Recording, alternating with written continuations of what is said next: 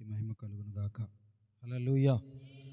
నాకు ఈ అవకాశం కల్పించిన దేవాతి దేవునికి, అదేవిధంగా ఈ ప్రాంతంలో పరిచర్య జరిగిస్తున్న పాస్టర్ జానన్న గారికి, వేదిక పైన ఉన్నటువంటి పెదకాకాని మండల పాస్టర్స్ ఫెలోషిప్ సేవకులకి, అదేవిధంగా మా అన్నగారు అత్యంత ఆప్తులు, గత కొన్ని సంవత్సరాలుగా మమ్మల్ని సేవా పరిచర్యలో ఎంతగానో బలపరుస్తూ ప్రోత్సహిస్తూ మమ్మల్ని సరిచేస్తూ అనేకమైన విషయాలు అందిస్తున్న సేవకులు పాస్టర్ రాజశేఖర్ అన్న గారికి కూడా హృదయపూర్వక వందనాలు తెలియజేస్తున్నాం. దేవునికి స్తోత్రం. హల్లెలూయా. సంతోషంగా ఉన్నారా? సంతోషంగా ఉన్న వాళ్ళు ఒక చేయి ఉంటే ఒక చేతి చెప్పండి. రెండు చేతులు ఉంటే రెండు చేతులు దేవుని నామాన్ని కనపరుద్దాం. హల్లెలూయా. మంచిదండి.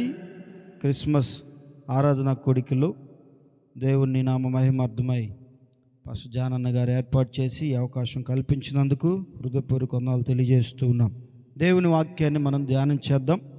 మరి నా వెనక ఉన్నటువంటి వారు గొప్ప దైవ సేవకులు, బలంగా వాడబడుతున్నటువంటి దైవ సేవకులు అయినా కూడా ఇది నుండి ప్రేమించి గొప్ప అవకాశాన్ని కలుగు చేసినందుకు ప్రభువుని స్తుతిస్తూ ఉన్నాం.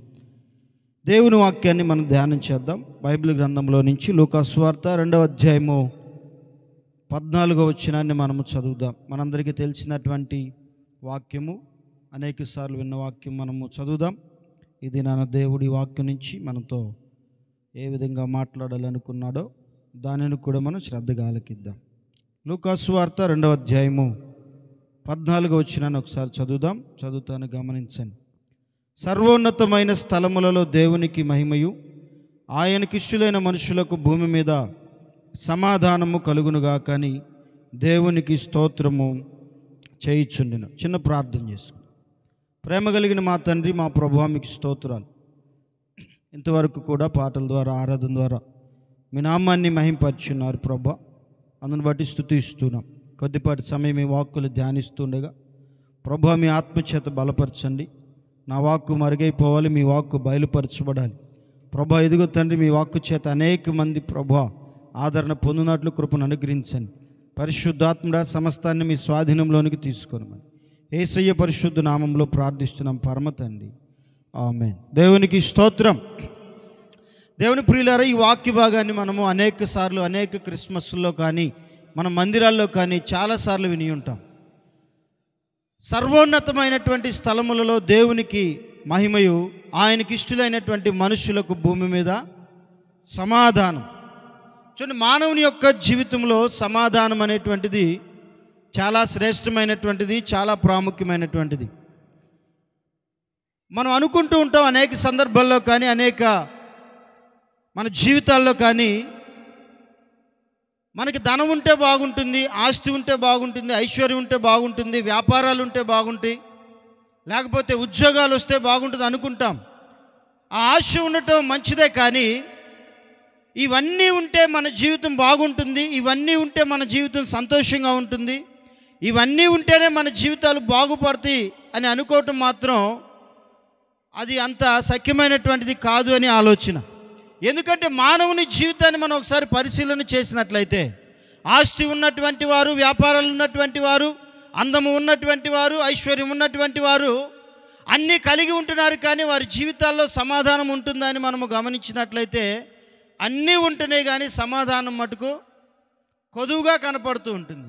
అన్నీ అనుభవించడానికి అన్నీ ఉంటాయి, తినటానికి అన్నీ ఉంటాయి, తిరగటానికి అన్నీ ఉంటాయి, చేతి కింద పనివారు ఉంటారు, చేతి నింద ధనం ఉంటుంది, కానీ హృదయంలో నెమ్మది ఉండదు, హృదయంలో సంతోషం ఉండదు, హృదయంలో సమాధానం ఉండదు. అనేక జీవితాల్లో సమాధానం అనేటువంటిది కొరతగా కనపడుతున్నటువంటి సందర్భాన్ని మనం గమనిస్తూ ఉంటాం. దేవుని ప్రియులారా, ఈ క్రిస్మస్ ఆరాధన కూడికల యొక్క ఈ వాక్యం యొక్క ఉద్దేశం ఏమిటంటే, యేసు ప్రభువు వారి భూలోకానికి ఎందుకు వచ్చారనేటువంటి పలు రకాల అంశాల్లో ప్రాముఖ్యంగా యేసు ప్రభువు వారి భూలోకంలో పుట్టడానికి గల కారణము ఆయన సమాధానాన్ని ఇవ్వటానికి వచ్చి ఉన్నారు. దేవునికి స్తోత్రం. ఒక మనిషి జీవితంలో సమాధానం పోవటానికి గల కారణం ఏంటి అని మనం ఆలోచన చేయాలి. ఏంటండి, సమాధానం కోల్పోవటానికి గల కారణం ఏంటి అనేటువంటి విషయాన్ని మనము ఆలోచన చేసినట్లయితే కొన్ని కారణాలు ఈ దినాన్ని మనము తెలుసుకుందాం. మానవుని జీవితంలో కొన్ని సందర్భాల్లో మనం ఉన్నట్టుండి సమాధానం కోల్పోతూ ఉంటాం, సంతోషాన్ని కోల్పోతూ ఉంటాం, హృదయంలో గలిబిలి, హృదయంలో ఆందోళనలో, హృదయంలో వేదనలు అన్నీ కూడా రావటం ద్వారా సమాధానాన్ని కోల్పోతాం. అయితే కొన్ని కారణాలు మనము చూసుకొని ముందుకు వెళ్దాం. ఆదికాండం 1వ అధ్యాయము 1-2 వచనాలు ఒకసారి మనము బైబిల్ గ్రంథంలో నుంచి ధ్యానం చేద్దాం. ఆదియందు దేవుడు భూమి ఆకాశములను సృజించెను, భూమి నిరాకారముగాను శూన్యముగాను ఉండెను. దేవునికి స్తోత్రం. వాక్య భాగాన్ని ఒకసారి మనం గమనించినట్లయితే ఆదియందు దేవుడు భూమి ఆకాశములను, వింటున్నారా? ఆదియందు దేవుడు భూమిని ఆకాశాన్ని సృజించాడు. వెంటనే 2వ వచనమును గనుక మనము చూచినట్లయితే భూమి నిరాకారముగాను శూన్యముగాను, కొన్ని తర్జుమాల్లో భూమి నిరాకారంగాను శూన్యముగాను ఆయను అనేటువంటి మాటను మనం చదువుతూ ఉంటాం. ఇక్కడ వాక్య భాగాన్ని కనుక మనం గమనించినట్లయితే దేవుని చేత చేయబడినటువంటి సృష్టి, దేవుని చేత చేయబడేది ఏదైనా కూడా దేవుడు ఎప్పుడూ కూడా ఆకారం లేకుండా చేయడు. దేవుడు ఒక పనిని ఎప్పుడు ప్రారంభించినా, ఒకటి ఏది సృష్టించినా, ఏది కలుగు చేసినా కూడా దేవుని యొక్క సృష్టి అనేటువంటిది ఒక చక్కటి ఆకారము చేత ఒక చక్కటి సృష్టిని ప్రభు కలుగు చేస్తాడు. కానీ మొదటి వచనంలో మనం ఏం చదువుకున్నాం? మొదటి వచనం ఏం చదువుకున్నాం అండి? ఆదియందు దేవుడు భూమి ఆకాశాలను. కానీ 2వ వచనంలో వచ్చేసరికి అది నిరాకారముగాను శూన్యముగాను. కారణం ఏంటి అని మనం గమనించినప్పుడు యెషయా గ్రంథము 14వ అధ్యాయం 17వ వచనంలో చూస్తే దీని యొక్క అది ఎందుకు అలా చేయబడింది అనేటువంటి మాటకు అక్కడ మనము దానికి ఆధారంగా చూడగలిగితే, ఆకాశం నుంచి త్రోసివేయబడినటువంటి అపవాది అనేటువంటి వాడు భూమిని కంపింపజేసి రాజ్యములను వణికించి దేవుని చేత చేయబడినటువంటి సృష్టిని పాడు చేసినట్లు అక్కడ మనము గమనిస్తాం. 14-17 ఒకసారి మీరు గమనించినట్లయితే యెషయా గ్రంథం 14వ అధ్యాయం 17వ వచనం. భూమిని కంపింపజేసి రాజ్యములను వణికించిన వాడు ఇతడేనా? లోకమును అడవిగా చేసి దాని పట్టణములను పాడు చేసిన వాడు ఇతడేనా? తాను చెరపట్టబడిన వారిని తమ నివాస స్థలమునకు పోనీయవాడు ఇతడేనా? చాలు. దేవునికి స్తోత్రం. సమాధానం కోల్పోవటానికి ప్రథమ కారణం ఏంటంటే, మనుష్యుడు ఏమీ చేయాల్సిన అవసరం లేదు. నువ్వు చక్కగానే ఉంటావు, నీ కుటుంబం చక్కగానే ఉంటుంది, నీ పరిచర్య చక్కగానే ఉంటుంది, నీ వ్యాపారం చక్కగానే ఉంటుంది, నీ ఉద్యోగం, నీ పనిబాట్లు అన్నీ బాగానే ఉంటాయి. అర్థమవుతుందని చెప్పేది. మన జీవితాల్లో సమాధానం కోల్పోవటానికి గల కారణం, దానిలో ప్రాముఖ్యమైనటువంటిది ఏంటంటే, నీవు దేవుని యందు భక్తి కలిగి ఉంటావు, దేవుని యందు భయము కలిగి ఉంటావు. సంఘ విషయంలో కానీ, ఆరాధన విషయంలో కానీ, సేవకుని విషయంలో కానీ, నీ పని విషయంలో కానీ, నీ ఉద్యోగ విషయంలో కానీ, దేవుణ్ణి ఆరాధించే విషయంలో అన్ని విషయాల్లో మనం నమ్మకంగా ఉంటాం. కానీ దేవుని ప్రియులారా, ఉన్నట్టుండి ఒక్కసారిగా చల్లాచెదురైపోవటానికి, ఉన్నట్టుండి సమాధానం కోల్పోవటానికి గల ప్రథమ కారణం ఏంటంటే, అపవాది యొక్క ప్రభావం ద్వారా సమాధానం అనేటువంటిది మన కుటుంబాల్లో, మన జీవితాల్లో కోల్పోతాం. అర్థమవుతుందండి? కొన్ని సందర్భాల్లో మనం చూస్తూ ఉంటాం కదా అండి, కొన్ని సందర్భాల్లో మనం చూస్తాం, అంతా బాగానే ఉంటుందండి, అంతా బాగానే ఉంటుంది, బాగానే జరుగుతుంది, బాగానే ముందుకు వెళ్తూ ఉంది, కానీ ఉన్నట్టుండిగా ఏం జరుగుతుందో తెలియదు, కానీ హృదయంలో సమాధానం కోల్పోతూ ఉన్నాం అని ఎప్పుడు అనిపించలేదు మనకి? అండి చెప్పాలమ్మా, అనిపించట్లేదా? నువ్వు చేసే పనిలో కానీ, నీ వ్యాపారంలో కానీ, నీ ఉద్యోగంలో కానీ, లేకపోతే నీకున్నటువంటి సమాధానం కలిగిన కుటుంబంలో కానీ, అన్నీ దేవుని యందు భయభక్తుల విషయంలో అన్నీ చక్కగా నడిపించబడతా ఉంటాయి. కానీ ఉన్నట్టుండి ఒక్కసారిగా ఏమవుతుందంటే, అపవాది యొక్క అలజడి ద్వారా మన హృదయాల్లో సమాధానం కోల్పోతాం. అది నీ పొరపాటు కాదు, నీ తప్పు కాదు. దేవుని చేత చేయబడిన నీవు, దేవుని చేత కట్టబడిన నీవు, దేవుని చేత కట్టుకున్న నీ కుటుంబాన్ని, దేవుని చేత కట్టుకున్న నీ వ్యాపారాన్ని, దేవుని చేత నిర్మించుకున్నటువంటి నీ యొక్క ఆస్తులను కానీ, నీ కుటుంబాన్ని కానీ, నీ బిడ్డలు కానీ, నీ ప్రమేయము లేకుండానే అపవాది జొరబట్టం ద్వారా మన కుటుంబాల్లో సమాధానాన్ని కోల్పోతూ ఉంటాం.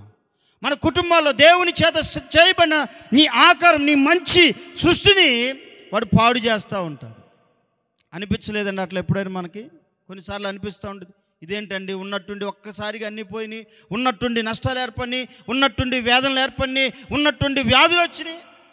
కారణం ఏంటంటే నీ జీవితాన్ని దేవుని చేత కట్టుకుంటున్నావు కనుక, నీ జీవితాన్ని, నీ కుటుంబాన్ని దేవునిలో నిర్మించుకోవడానికి నీవు సిద్ధపడ్డావు కనుక, దేవుడు కూడా నీ పక్షాన నుండి, దేవుడు కూడా నీకు సహాయకుడిగా ఉండి నీకు ఒక మంచి నూతన సృష్టిగా నువ్వు మార్చబడుతున్నావు కనుక, నిన్ను పాడు చేయటానికి, సమాధానాన్ని కోల్పోవటానికి అపవాది ప్రమేయం అనేటువంటిది నీ కుటుంబంలో ఉండటం ద్వారా సమాధానం అనేటువంటిది కోల్పోతాం.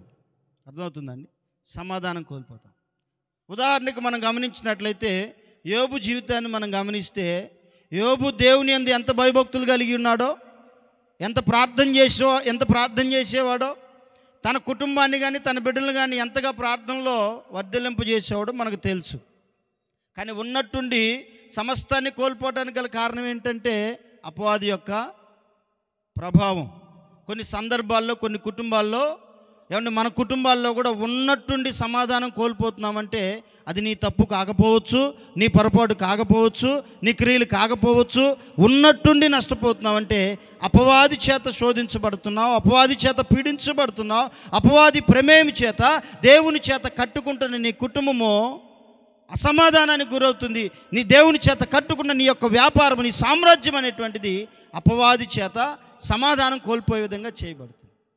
దేవుని ప్రియులారా, యోబుకైనా కూడా మనం గమనించినట్లయితే సమస్తాన్ని యోబు ఒక్కరోజులోనే కోల్పోయాడు. బిడ్డలను కానీ, కుమారులు కానీ, కుమార్తెలను కానీ, తనకున్నటువంటి ఆస్తి కానీ, ఐశ్వర్యం కానీ సమస్తం ఒక్కసారే కోల్పోయాడు. మనం అనుకుంటే యోబు శ్రమలు బహు భయంకరమైనవి, చాలా, ఆ యోబు కంటే శ్రమలు ఎవడికి రావు అనుకుంటాం కానీ యోబు కంటే ఎక్కువ శ్రమలు మనమే అనుభవిస్తూ ఉంటాం. కారణం అంటే యోబు సమస్తాన్ని ఒక్కదిననే కోల్పోయాడు. కానీ నీ జీవితంలో, నా జీవితంలో కానీ పుట్టినది మొదలుకొని చచ్చేంత వరకు పలు రకాల శ్రమలు, పలు రకాల శోధనలు, పలు రకాల వేదలు, పలు రకాల బాధలు, పలు రకాల అనారోగ్యాలు ప్రతి దినము, ప్రతి సంవత్సరం, ప్రతి పోరాటం అనేటువంటిది జరుగుతూనే ఉంటుంది. అయితే అపవాది చేత శోధించబడి, అపవాది ప్రభావం నీపైన, నీ కుటుంబం పైన ఏలుబడి చేస్తూ నీవు సమాధానం కోల్పోతూ ఉంటే దేవుని వాక్యం వెనువెంటనే సెలవిస్తుంది కదా, దేవుని ఆత్మ అగాధ జలముల పైన అల్లాడుచూ ఉందంట. దేవునికి స్తోత్రం. ఆ ప్రారంభ వచనాలు కనుక మనం చదివినట్లయితే, ఏ అపవాది దేవుడు చేసినటువంటి సృష్టిని పాడు చేశాడో, మరలా దేవుడు ఆ సృష్టిని విడిచిపెట్టలేదు, మరలా ఆ సృష్టిని అంతే వదిలివేయలేదు. దేవుడు మరలా ఒక చక్కటి ఆకారాన్ని చేయడానికి ప్రారంభ వచనాలన్నీ మనందరికీ తెలుసు. దేవునికి స్తోత్రం. నీ జీవితంలో నీవు దేవుణ్ణి ఆరాధిస్తూ, దేవుని అలా నమ్మకంగా ఉండి దేవుణ్ణి ఆరాధించే బిడ్డగా నీవు ఉన్నప్పుడు, నీవు అపవాది చేత శోధించబడితే దేవుడే మరలా నిన్ను ఒక పునర్నిర్మాణాన్ని దేవుడు ఏర్పాటు చేయగలడు, ఒక మంచి ఆకారాన్ని దేవుడు ఇవ్వగలడు. అది ఎప్పుడు అంటే నువ్వు దేవునిలో ఉండి అపవాది చేత శోధించబడి సమాధానాన్ని కోల్పోయినప్పుడు. నువ్వు అనుకుంటా, నాకేంటి, ఉన్నట్టుండి సమాధానం కోల్పోయాను, ఉన్నట్టుండి శ్రమలు వస్తున్నాయి, ఉన్నట్టుండి బాధలు వస్తున్నాయి, ఉన్నట్టుండి అనారోగ్యం ఏర్పడుతుంది, ఉన్నట్టుండి ఎందుకు నష్టం కలుగుతుంది, ఉన్నట్టుండి ఎందుకు కుటుంబంలో సమస్యలు వస్తూ ఉన్నాయి. కారణం ఏంటంటే అది నీ తప్పు కాకపోవచ్చు, కానీ అపవాది ప్రమేయం ఉండవచ్చేమో. కానీ నీవు భయపడాల్సిన అవసరం లేదు. మరలా దేవుడు వెనువెంటనే దేవుని ఆత్మ అల్లాడుచున్నట్లుగా ఆయన నీ పక్షాన్ని మరలా నిన్ను పునర్నిర్మించడానికి దేవుడు నీ పక్షాన్ని సిద్ధంగా ఉన్నాడు. దేవునికి స్తోత్రం. హల్లెలూయా.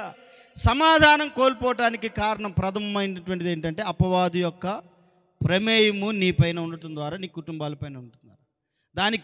దానికి మరలా ముగింపు ఏంటంటే, ప్రభులో నీవు అదే నమ్మకత్వాన్ని కొనసాగించగలిగితే, ప్రభువులో అదే విశ్వాసంలో నీవు ముందుకు కొనసాగించబడగలిగితే దేవుడే మరలా నిర్మించగలడు, దేవుడే తిరిగి రూపాన్ని ఇవ్వగలడు, దేవుడే తిరిగి కోల్పోయింది సమకూర్చగలడు, దేవుడే మరలా తిరిగి నీవు ఏదైతే నష్టపోయావో, ఏదైతే కోల్పోయావో, ఏదైతే నిరాకారంగా మార్చుకున్నావో సమస్తాన్ని ప్రభు అయిన యేసుక్రీస్తు వారు ఇవ్వగలరు. ఈరోజు దేవుని ప్రియులారా, ఈ మైక్ యంత్రం ద్వారా కానీ, కూర్చున్న మీ జీవితంలో కానీ నీవు అపవాది చేత శోధించబడి కోల్పోయావేమో, నీ జీవితం ఆకారంగా, నీ కుటుంబం ఆకారంగా సంతోషంగా ఉన్నటువంటి నీ జీవితంలో ఆకారాన్ని కోల్పోయి నిరాకారంగా మార్చబడిందేమో, మరలా దేవుడు నిర్మించగలడు, మరలా దేవుడు ఆకారాన్ని ఇవ్వగలడు, మరలా పూర్వం ఏదైతే కోల్పోయే సమస్తాన్ని దేవుడు రెట్టింపుగా దేవుడు దయచేయగలడు. దేవునికి స్తోత్రం. అదే నమ్మకత్వాన్ని కొనసాగించగలిగితే, అదే భక్తిని కొనసాగించగలిగితే, అదే దేవుని యందు విశ్వాసాన్ని కొనసాగించగలిగితే ఖచ్చితంగా దేవుడు నీ జీవితాన్ని నిలబెడతాడు. దేవునికి స్తోత్రం. రెండవదిగా మన జీవితంలో సమాధానం కోల్పోవటానికి గల కారణం ఏంటంటే, మొదటిగా ఏమండి సమాధానం అపవాది ప్రమేయం చేత జరిగితే, రెండవదిగా అపవాది మాట వినటం ద్వారా సమాధానాన్ని కోల్పోతాం. ఆదికాండం 3 మొదటి వచనాలు కనుక గమనించినట్లయితే, దేవుడు ఆదామును అవ్వను చక్కగా కలుగజేసి ఒక మంచి తోటను దేవుడు ఏర్పాటు చేసి ప్రతిరోజు సాయంత్రం పూట ప్రభు వచ్చి మాట్లాడుతూ వారితో ముచ్చటిస్తూ ఉన్న సందర్భంలో అవ్వమ్మగారు ఎప్పుడైతే అపవాది యొక్క మాటకు చెవి ఉంచి ఆ మాట వినిందో, అప్పుడు దాకా ఫలభరితంగా ఉన్నటువంటి జీవితం, అప్పుడు దాకా ఆశీర్వదించబడిన జీవితం, అప్పుడు దాకా ఏ కొదువ లేనటువంటి జీవితం ఏంటండి, అప్పుడు దాకా ఏ కొరత లేదు, ఏ కొదువు లేదు, ఏ ఇబ్బంది లేదు, ఏ బాధ లేదు, ఏ శ్రమ లేదు, ఏ వ్యాధి లేదు, సంతోషంగా ఉన్నారు, హ్యాపీగా తోటంతా తిరుగుతున్నారు, ఫలాలు అనుభవిస్తున్నారు, దేవుడు సాయంత్రం పూట వస్తున్నారు, మాట్లాడుతున్నారు, దేవుని మాటలు వింటూ ఉన్నారు, దేవునితో సహవాసంలో ఉన్నారు, దేవుని మాటలు వింటున్నారు. ఒక్కసారిగా ఎప్పుడైతే అపవాది మాటకు చోటునిచ్చారో వారికి జీవితంలో శ్రమ అనేది ప్రారంభమైంది. తోట నుంచి వెలివేయబడ్డారు, సహవాసం నుంచి వెలివేయబడ్డారు, ఆత్మీయ జీవితం నుంచి వెలివేయబడ్డారు, శ్రమలకు గురయ్యారు, శోధనకు గురయ్యారు, ఇబ్బందులకు గురైపోయారు. మన జీవితాల్లో కూడా చూడండి, ఉన్నట్టుండి ఎప్పుడైతే అపవాది మాటకు మనం చోటిస్తామో వెంటనే జరిగేటువంటిది ఏంటంటే, అప్పుడు దాకా పొందిన ఆశీర్వాదము వెంటనే అది నష్టాల్లోనికి తీసుకుని వెళ్ళటం, అప్పుడు దాకా సంతోషంగా ఉన్న జీవితం వెంటనే శ్రమల్లోనికి వెళ్ళిపోవటం, అప్పుడు దాకా ఆనందంగా ఉన్న జీవితం వెంటనే దుఃఖంలోనికి వెళ్ళిపోవటం. కారణం ఏంటంటే, దేవుని మాట, ఏమండి సంఘంలో సహవాసంతో ఉన్నంత వరకు, దేవునిలో సహవాసంలో ఉన్నంత వరకు మన జీవితాలు ఆశీర్వాదకరంగా ఉంటాయి. ఎప్పుడైతే ఏమండి మనం అపవాది మాటలకు చోటిస్తామో వెంటనే దేవుని ప్రియులరా సమాధానం అనేటువంటిది కోల్పోతాం. చూడండి, దేవుని బిడ్డలైనటువంటి వారు ప్రార్థనకి వెళ్తాం, అన్నీ చేస్తూ ఉంటాం. ఎవరో ఏదో పెద్దలు చెప్పినటువంటిది, వాళ్ళు చెప్పింది, వీళ్ళు చెప్పింది, అమ్మగారులు ఏం చేస్తారంటే, ఏమండి ప్రార్థనకి వెళ్తాం, ప్రభువుని ఆరాధిస్తాం, సమస్య రాని, జ్వరం రాని, జలుబు రాని, దగ్గు రాని, ఏదైనా నష్టం కలిగిందంటే చాలు వెంటనే ఏం చేస్తాం, ప్రభు దగ్గరికి వచ్చి ప్రార్థన చేసి కొనసాగించేది ఉంటుందా? ఉండదు. వెంటనే ఏం చేస్తుంది తెలుసా, మా సైడ్ అయితే, గ్రామాల్లో అయితే ఏదైనా ఉన్నటువంటి వ్యాధులు వచ్చినా, నష్టం వచ్చినా ప్రభువుని ఆరాధించే వాళ్ళే, రక్షణ పొందిన వాళ్ళే, బాప్తిసం తీసుకున్న వాళ్ళే, బల్లాలో చేయి వేసేవాళ్ళే. ఇక వీరి మార్గం ఎలా ఉంటుందంటే, దేవుని మాట వినేటువంటి మార్గంలో నుంచి తప్పిపోయి ఏమండి ఇక ఫోన్లు కొట్టి, అయ్యగారు మాకు మరి ఇటుందండి పరిస్థితి, నష్టం జరుగుతుందంటే, ఇక వాడు దొరికినోడు వదిలిపెడతాడండి? ఏం చేస్తాడు? అమ్మటనే వాడు ఎప్పుడు ఫోన్ చేస్తారా, ఎవరు దొరుకుతారో అని ఎదురు చూసేటువంటి వాడు వెంటనే మీరు ఫోన్ చేయటం ఆలస్యం, నీకు అది ఉంది, నీ పైన ఇది ఉంది, నీ పైన ఇది ఉంది, నేను మీ ఇంటికి రావాలి, వస్తాను అని సంఘంలో రక్షణ మారు మనసు పొందినటువంటి వారు అటువంటి వారిని పిలిపించుకొని ఇళ్లలో అర్ధరాత్రులు ముగ్గులేసి ముగ్గుల్లో కూర్చోబెట్టి, ఏమండి మాకెళ్ళిలేండి, మీకెళ్ళి కాదు చెప్తున్నాను, కూర్చోబెట్టి వాడికి ఒక 10,000 వాడికి ఒక 20,000 వదిలించుకొని, నేను దేవుణ్ణి ఎరగని వారి గురించి కాదు ప్రస్తావించేది, ప్రభు అంటే తెలిసిన వారే, దేవుణ్ణి ఎరిగిన వారే, రక్షణ పొందిన వారే, బాప్తిసం తీసుకున్న వారే, ఎవరెవరో మాటలు విని దేవునిలో నుంచి తొలగిపోయేటువంటి సందర్భాలకి వెళ్ళినట్లు మనం గమనిస్తూ ఉంటాం. ఎప్పుడైతే దేవుని మాట వినకుండా, ఎప్పుడైతే దేవుని మాట లోబడకుండా ఎవరెవరి మాటలో వింటాం, ఎవరు చెప్పేది కూడా, ఎవరు సలహాలు ఇచ్చేది కూడా ఎవరండి? బయట లేరు. సంఘంలో పెద్దోళ్ళు ఉంటారు కదా, సీనియర్లు అంటారే, 10 సంవత్సరాల నుంచి మేము కూడా పోతున్నాంలే అమ్మ ప్రార్థనకి, నేను చెప్పింది నీట్రా అంటారు. చూసారా, ప్రార్థనే, దేవుడే ఏంటండి, కొద్దిగా ఒళ్ళంతా మొహం వేడి చేస్తే చాలు, ఇంటికి రాగానే పెద్దోళ్ళు ఏం చేస్తారు, తీసుకొని కింద నుంచి పై దాకా, ఎవరు? సంఘంలో ఉన్నటువంటి వృద్ధులే, పెద్దవారే. దేవుని మాటకు చోటు ఇవ్వకపోతే జరిగేది ఏంటంటే, అన్నీ పోయి, ఉన్నది పోయి, దేవునికి స్తోత్రం, సమస్తాన్ని కోల్పోతాం. కారణం ఏంటంటే, అపవాది మాటలకు చోటు ఇవ్వడం ద్వారా. అప్పుడు దాకా అవ్వమ్మ గారు, ఆదం గారు చక్కగా ఉన్నారు, బాగున్నారు. ఎప్పుడైతే అమ్మగారిలోకి దూరిందో, ఎప్పుడైతే అమ్మగారులు చాలా వరకు ప్రాబ్లమ్స్ అనేటువంటి అమ్మగారుల నుంచే ప్రారంభమవుతాయి అని ఒక నానుడి ఉంది. దేవునికి స్తోత్రం. మీరు కాదులేండి. లోకంలో ఉన్న సామెత ఏంటంటే, సమస్యలు రావటానికి కానీ సమాధానం పోవటానికి కానీ 100కి 80% ఎక్కడి నుంచి ప్రారంభమవుతాయి అంట? ఎక్కడి నుంచి అండి? అమ్మగారుల దగ్గర నుంచే. ఎందుకంటే అయ్యగారి పాపం ఉదయం వెళ్తే ఎప్పుడు వస్తారో తెలియదు. ఈ అమ్మగారులు పొద్దున 10 గంటలకు పని అయిపోయిందంటే ఇక 10 గంటల నుంచి సాయంత్రం 4-5 దాకా అన్ని ఇల్లులు మనయే. అన్ని ఇల్లు దర్శిస్తాం. గృహ దర్శనాలు కాదండి, ప్రార్థన చేయడానికి కాదు. ప్రార్థన చేయడానికి ఎవరైనా విశ్వాసం బాగలేకపోతే వెళ్ళి బలపరిచేటువంటి దర్శనాలు కాదు. అక్క ఏం కూర చేశావు? ఈ కూరతో ప్రారంభమైద్ది. పళ్ళెం పట్టుకొని అన్నం వేసుకొని, కూర ఇంట్లో చేసినా కూడా ఏదో ఒక వంకతో వెళ్ళాలి కదా. ఏంటండి, ఇంట్లో కూర ఉన్నా అన్నం ఉన్నా కూడా ఏదో ఒక వంక, అక్కాయి గుమ్మం దొక్కటానికి, వదిన గారి గుమ్మం దొక్కటానికి, లేకపోతే ఏమండి మన గ్రామంలో కానీ మన ఊర్లో కానీ ఏదైనా ఒక చిన్న సంఘటన జరిగితే ఈ వార్తలన్నీ చెవిని పడాలంటే ఏం చేస్తాం? పల్లెలు పట్టుకొని పోతాం. పొద్దున్నే తెల్ల అన్నం వేసుకుని అంత అన్నం వేసుకుంటాం. ఆ అన్నం సాయంత్రం దాకా తింటాం. ఆ పల్లెం కూడా ఎండిపోయింది కూడా మనకి సొయ్యి ఉండదు. అంతవరకు వ్యవహారం చేసి ఆ మాటలని, ఇదిగో ఇట్ట చేయి, మీ ఆయన ఇట్ట గ్రిప్పులో పెట్టుకో, మీ మరిదిని ఇట్ట గ్రిప్పులో పెట్టుకో, మీ అత్తతో ఇట్టుండు, మీ మామతో ఇట్టుండు. ఏ మాటలు వింటాం మనం? అర్థమవుతుందండి? అవ్వమ్మగారి మాటలు కూడా, ఇదిగో అది చూడు ఎలా ఉందో, దాన్ని చూసావా? ఎంత బాగుందో చూసావా? ఒక్కసారి దాన్ని తీసుకోవచ్చు కదా. ఏమవుతుంది? చేయొచ్చు కదా. ఏమవుతుంది? వెళ్ళొచ్చు కదా. ఏమండి చెప్పేవాళ్ళు లేరా? పెళ్ళైన ప్రారంభంలోనే చక్కగా ఉంటాం ఇంట్లో, సమాధానం అటు ఇటు. ఒక పాస్టర్ గారు చెప్పారండి, వాక్యం చెప్తా. పెళ్ళైన కొత్తలోనంట ఏమండి వచ్చినటువంటి స్త్రీ ఎలా ఉంటుందంటే మల్లెతీగలాగా అందరితో అల్లుకుపోయిద్దంట.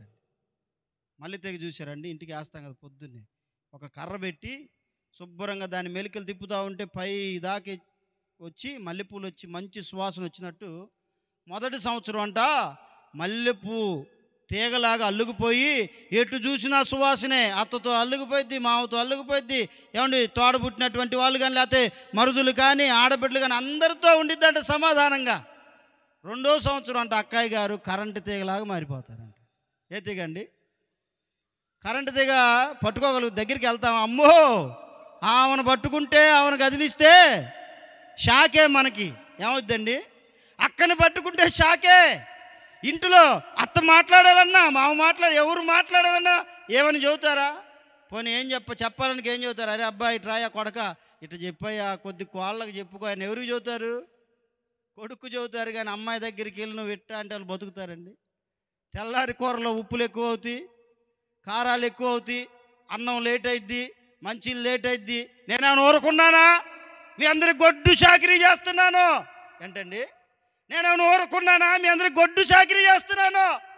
ఇక ఈ సందర్భాన్ని ఎదురింటోళ్ళు పక్కింటోళ్ళు గమనిస్తారు కదా. ఇక వాళ్ళ దగ్గర సంభాషణలు జరుగుతాయండి ఈ కుటుంబాల గురించి. ఇక వీళ్ళ కోపం ఉండేదిగా ముందు నుంచి, అమ్మాయి రాకముందు నుంచే. వీళ్ళు ఎదుగుతున్న దాన్ని బట్టో, లేకపోతే వాళ్ళు వృద్ధి చెందిన దాన్ని బట్టో, లేకపోతే స్థలాల దగ్గర, పంపుల దగ్గర, బిందెల దగ్గర ఆ పక్కన వాళ్ళు ఈ పక్కన వాళ్ళు ఉండిద్ది కదా. ఇక వీళ్ళు రుద్దుతారండి ఆ కోడలు సాన పెట్టి పెట్టి పెట్టి పదునైన కత్తిలాగా తయారు చేస్తారు. అర్థమవుతుందండి? అపవాది మాటకు చెవి ఒగ్గటం ద్వారా కుటుంబాలు విచ్ఛిన్నమైపోతున్నాయి.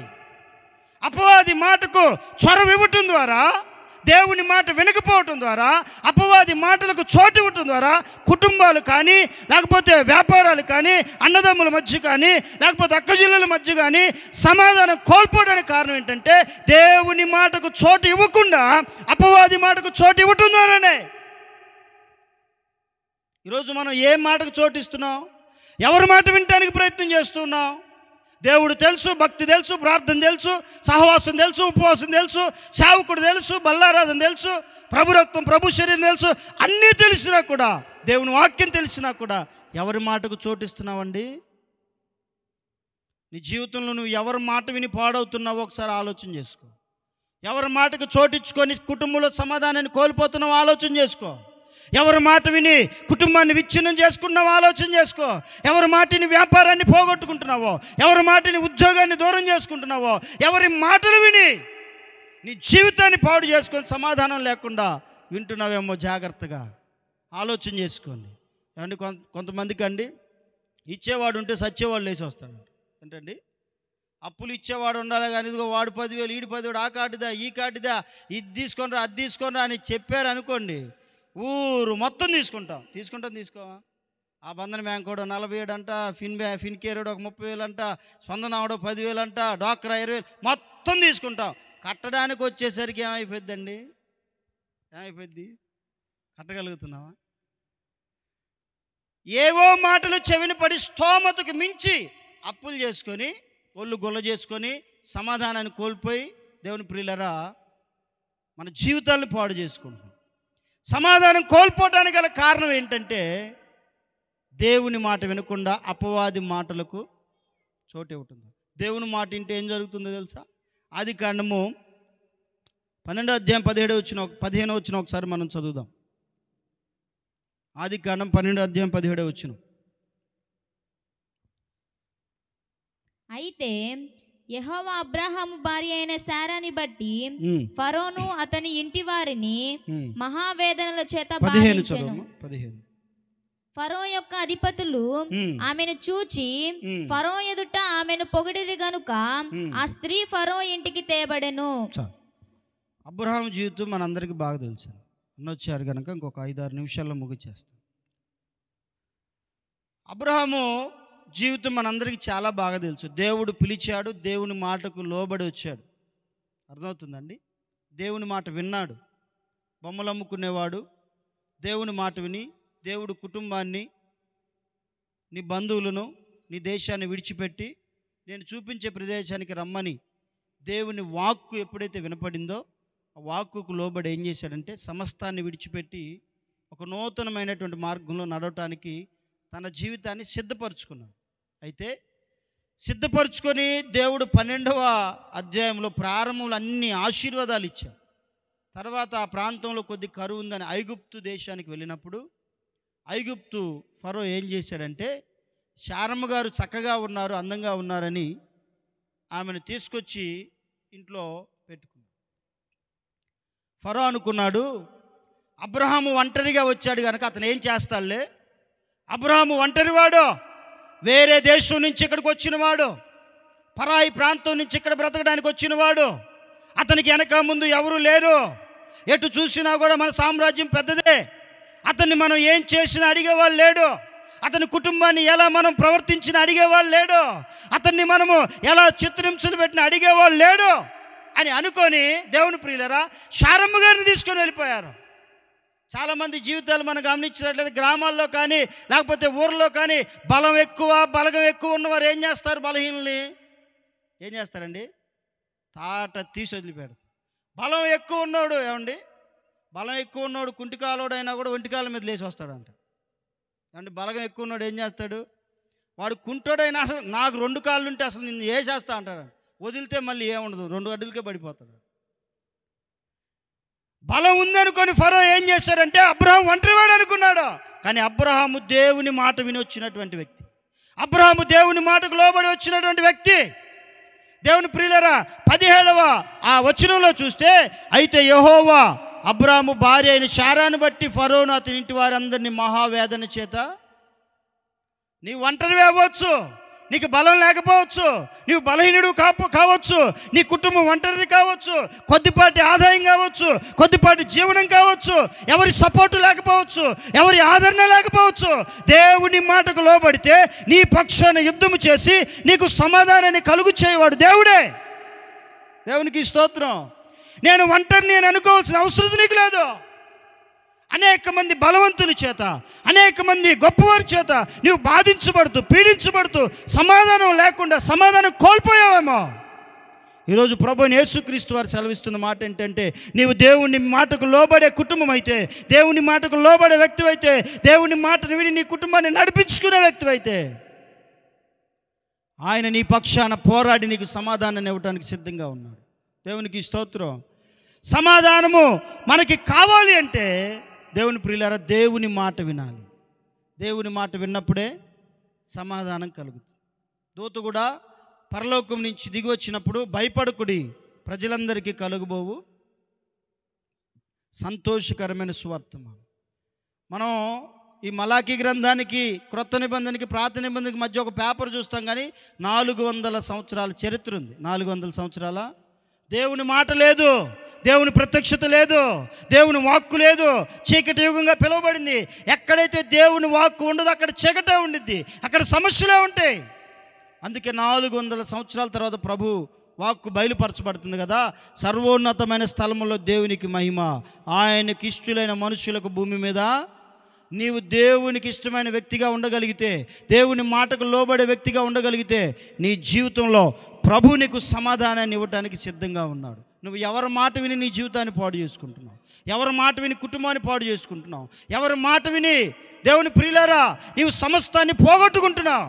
ఒకసారి ఆత్మ పరిశీలన చేసుకోగలిగితే, నీ ఒంటరి వాడివైనా, ఒంటరి కుటుంబమైనా, సపోర్ట్ లేకపోయినా, బలము లేకపోయినా, బలహీనుడు అయినా, దేవుని మాట వినగలిగితే దేవుడే నీ పక్షాన పోరాడి నీకు సమాధానాన్ని ఇవ్వడానికి ఆయన భూలోకంలోనికి వచ్చి, ఆయన జన్మించి నీ కొరకు మరణించి నీ కొరకు తిరిగి లేచి నీకు సమాధానాన్ని ప్రభు అనుగ్రహించడానికి వచ్చి ఉన్నాడు.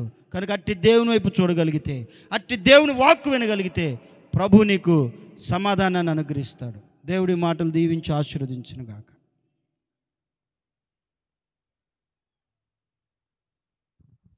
మంచి మాటలు అందించిన దైవజనులకు సంఘం తరపున ప్రత్యేకమైనటువంటి వందనాలు. మరి రెండవ వర్తమానము అందించడానికి